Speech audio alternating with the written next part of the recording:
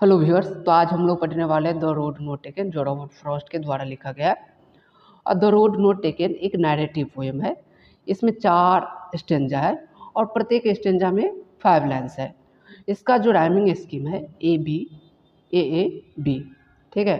और मीटर जो है आयम्बिक टेट्रामीटर में लिखा गया है। ये जो है the road not taken life में चॉइस के बारे में बात करती है कि हमारा चॉइस जो है कैसा होना चाहिए। यदि अच्छा चॉइस हो गया लाइफ का तो हमको रिग्रेट नहीं करना होगा, हम हैप्पी महसूस करेंगे। यदि वही चॉइस कहीं गलत हो गई तो हम रिग्रेट करते हैं। तो कहीं ना कहीं लाइफ की अपॉर्चुनिटी के बारे में बात करती है कि जब हमारे पास 2 अपॉर्चुनिटी होती है तो हमको कौन सा पाथ लेना चाहिए, कौन सा रास्ता लेना अपनाना चाहिए, इसके बारे में बात करते हैं। तो चलिए हम लोग इसको लाइन बाय लाइन पढ़ते हैं और समझते हैं। तो कहता है फर्स्ट स्टेंजर में, two road diverse in a road and sorry I could not travel both and be one traveller. Long I stood and looked down one as far as I could to where it bent in the undergrowth. अब यहाँ पे first stanza में कहते हैं two road diverge in a road. जैसे poet खड़े हैं किसी जंगल के, इमेजिनेशन कीजिए कि आप कहीं जा रहे हैं, आपके पास 2 रास्ता है सामने में। तो सेम पोइट के सामने भी 2 रास्ता है और 2 रास्ता 2 दिशा में मुड़ जाती है। मतलब poet at a certain point of उस जगह पे खड़े है जहाँ से 2 रास्ता निकलती है। उसको चूज करना है कि हमको कौन सा रास्ता लेना है, ठीक है। उसके पास 2 चॉइस है, दोनों में से एक को चूज करना है। तो वह कहता है two road diverge in a road, और वो जो वुड है ना येलो इस कलर का है।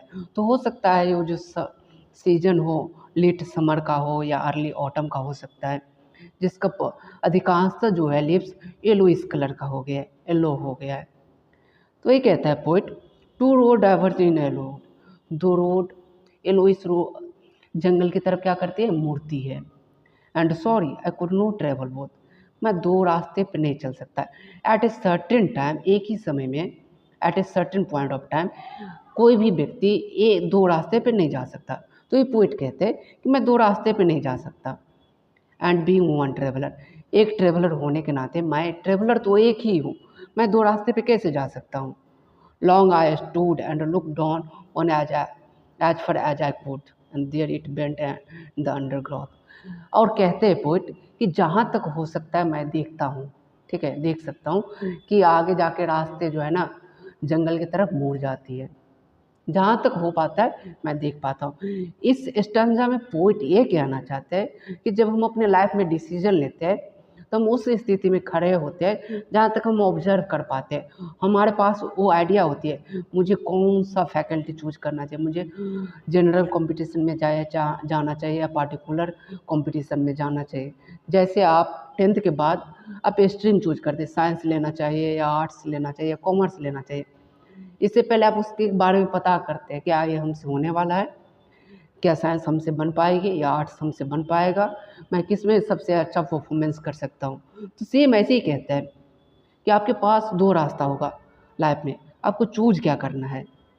नेक्स्ट स्टेंजा की तरफ हम लोग बढ़ते हैं और समझते हैं। इसमें कहते हैं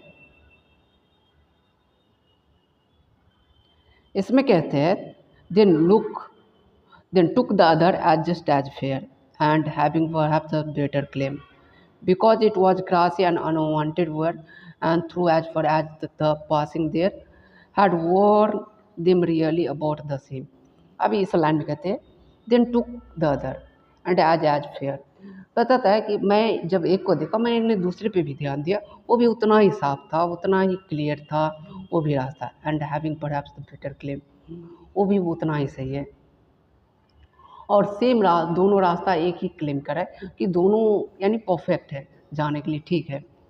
because it is grassy unwanted where, क्योंकि ये जो रास्ता है ना ग्रासी है, वहाँ पे कोई आदमी गया नहीं। वांटेड वेयर का मतलब क्या, यानी लेस ट्रेवल, बहुत कम आदमी गया है। अब ऐसा होता है ना कि जब हम कंपटीशन का तैयारी करते हैं तो हम लोग ये सोचते हैं कि कहाँ पे भीड़ कम है, मुझे वो चीज़ करना है। जहाँ पे भीड़ कम है तो वहाँ पे जाकर मेरा सिलेक्शन होने का चांस अधिक रहेगा। अधिक भीड़ होगी तो वहाँ पे सिलेक्शन होने का चांस कम रहेगा, वही कहना चाहते हैं। Because it was grassy and wanted work through age for age the passing there had war them really about the same. जैसे मैं उससे पास हो रहा था, दोनों ही रास्ता क्या है, सेम है, दोनों में कोई डिफरेंस नहीं है, पता था। And both the morning equally lay in leaves no step had trodden black. Oh I kept the first for another day yet knowing how we lived on the way I doubted if I could ever come back। अब यहाँ पे देखिए कहते हैं and both that morning equally, वो morning का समय होता है और बोथ वहाँ पे पहुँचते हैं। पता था in leaves no step have trodden black, ये जो लिप्स गिरा है नीचे में, जैसे मान लो आप किसी जंगल में खड़े हो और वहाँ से आप आगे बढ़ना चाहते हैं और आपको पता है कि वहाँ से कोई आदमी गुजरा ही नहीं है, ये रास्ता कहाँ जा रही है, आप कंफ्यूज हो जाएंगे। तो ये कहना चाहते हैं कि दोनों जो रास्ता है ना फ्रेश है, वहाँ पे ट्रोड एंड ब्लैक का मतलब क्या होता है, कोई भी आदमी वहाँ से नहीं गया है, उस पत्ता से यानी उस पत्ते पे पैर रख करके नहीं गया। जैसे उस पर पैर रखेगा तो पत्ता कहीं ना कहीं क्रश हो जाएगा, ठीक है, कहीं ना कहीं वो क्या हो जाएगा, टूट जाएगा, तो कुछ तो एक निशान बन जाएगा ना। तो ये कहता है कि in leaves no step had trodden black, oh I kept first for another day. और ये कहते हैं कि मैं फर्स्ट रास्ता को दूसरा दिन के लिए रखता हूँ। मैं बीइंग वन ट्रेवलर, एक ही ट्रेवलर हूँ, मैं किसी एक ही रास्ता को चूज करूँगा, इसलिए मैं फर्स्ट रास्ता को दूसरे दिन के लिए रखता हूँ। मैं जब दूसरे दिन आऊँगा तब मैं चला जाऊँगा। जब आप अपने लाइफ में डिसीजन लेते हैं तो आप ऐसा नहीं होता कि आप रिटर्न बैक आ जाते घूम करके, आप उसी रास्ते पे बढ़ते चले जाते हैं, आपको मौका भी नहीं मिलता है कि मैं दूसरा रास्ता अपनाऊँ। सेम कहते हैं and yet knowing how we leads to on the way, और मुझे पता है कि ये रास्ता कैसे जाएगी। एंड आई डॉट इफ़ आई कुड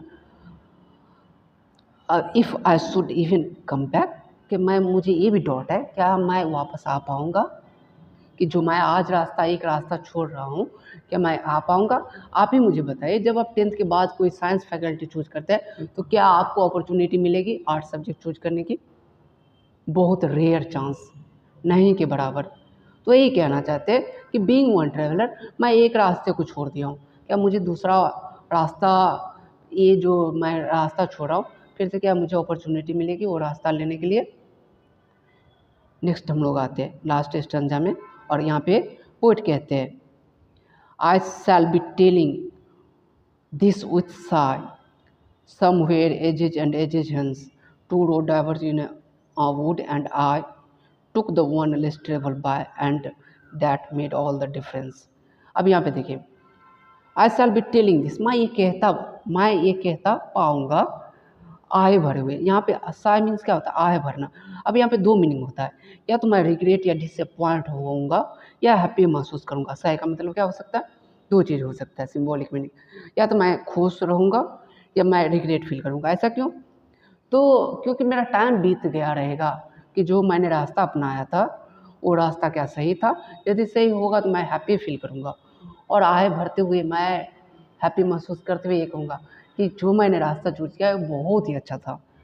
लेकिन जब वही रास्ता मैं गलत चूज़ कर लूँगा तो मैं रिग्रेट महसूस करूँगा और मैं ये अफ़सोस करूँगा, ओह कि जो मैंने रास्ता चूज़ किया था बहुत ही गलत रास्ता मैंने चूज़ कर लिया था। समवेयर एजेज एंड एजेजेंस, और ये जो घटना कहीं न कहीं बहुत सालों पहले हो चुकी रहेगी। Two road diverse in no road, और मैं ये सोचूँगा कि मेरे पास 2 ऑप्शन था, दोनों में से मुझे क्या बेस्ट चूज़ करने का ऑप्शन था, मैंने वो चूज़ किया, ठीक है। And I took once less travel by, और मैंने वो रास्ता चूज़ किया जहाँ पे बहुत कम व्यक्ति चले हुए थे, और that has made all the difference, और वही रास्ता सबसे अलग डिफरेंस हो गया। वो अच्छा भी हो सकता है मेरे लिए और बुरा भी हो सकता है। यदि वो सबसे डिफरेंस हो गया इन द सेंस, या तो हैप्पी मिला होगा या उसको रिग्रेट फील हुआ होगा। तो ये कहना चाहते हैं लाइफ में हम 2 रास्ता चूज़ करते हैं, वो तो या मेरे लिए वो अच्छा होगा या बुरा हो सकता है। यदि अच्छा मिला होगा तो मैं खुश रहूँगा, यदि यदि हम सक्सेस नहीं मिल पाया तो मैं रिग्रेट फील करूँगा। तो आई होप कि आपको समझ में आया होगा। यदि कहीं डाउट है तो आप कमेंट में ज़रूर मेंशन कर सकते हैं। Thank you.